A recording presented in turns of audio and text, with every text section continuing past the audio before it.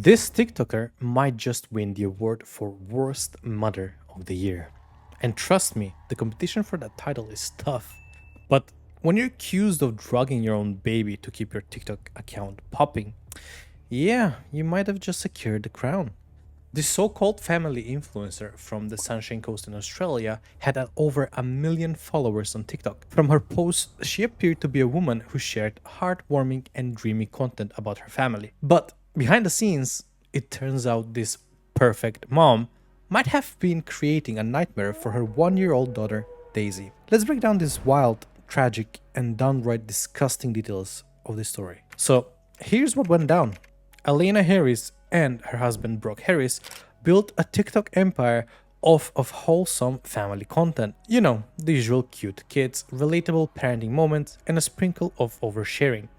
But things took a dark turn when she started documenting her baby's so-called medical struggles. According to Elena, Daisy was very sick. We're talking chronic health issues, countless hospital visits, and tragically, even 2 brain surgeries. Viewers were hooked. Videos about Daisy's condition got tons of views, shares, sympathy, and of course, money. But here's the spoiler. Her baby wasn't actually sick.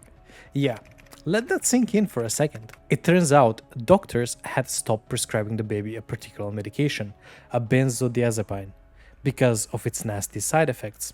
But Elena, being the dedicated mom she is, allegedly kept giving it to Daisy anyway. Now, why would somebody do that? According to prosecutors, Elena was faking her daughter's symptoms for views, sympathy, and yes, cash. She even set up a GoFundMe campaign, taking a solid chunk of money from her concerned followers, all while Daisy's little body was fighting off the effects of a drug she didn't even need. If this is giving you Munchausen by proxy vibes, you're not alone. Experts speculate that Elena might suffer from this disorder, where caregivers fake or induce illness in those under their care for attention. And boy, did she get attention. Her TikTok page blew up, with video of Daisy's supposed struggles getting millions of views. But here's where it all started to fall apart.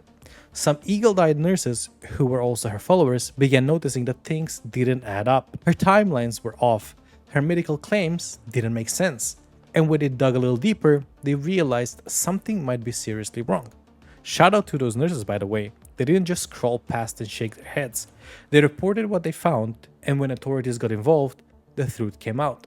Daisy's symptoms weren't natural. They were caused by the drugs her own mother was allegedly giving her. A toxicology report confirmed that Daisy had dangerously high level of benzodiazepines in her system. Daisy would have not faced 2 rounds of brain surgery if not for the manufacturing of symptoms. The authorities stepped in, and Daisy, along with the couple's 3 other kids, were removed from the home.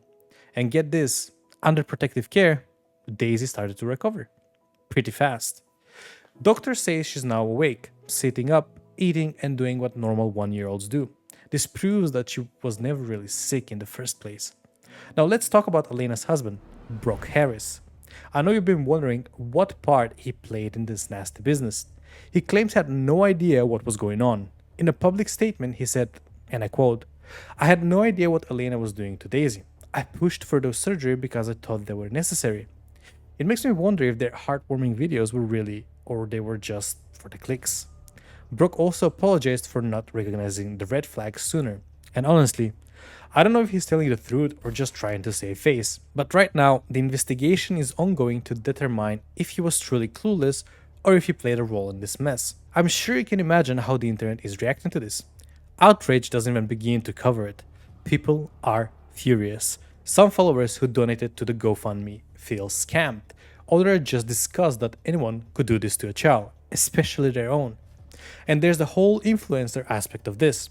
A lot of people are pointing fingers at the platforms that allow family content to thrive unchecked. Should TikTok have done more? Should GoFundMe verify the campaign better? These are questions that need answers. Right now, Elena is facing serious legal consequences, including child abuse and fraud charges. She was charged with administering poison with intent to harm, making child exploitation material, 3 counts of preparation to commit crimes, and torture. She was also accused of defrauding donors of $60,000 via crowdfunding. If convinced, she could be looking at years in prison. And honestly, good. Actions have consequences, and this one is long overdue.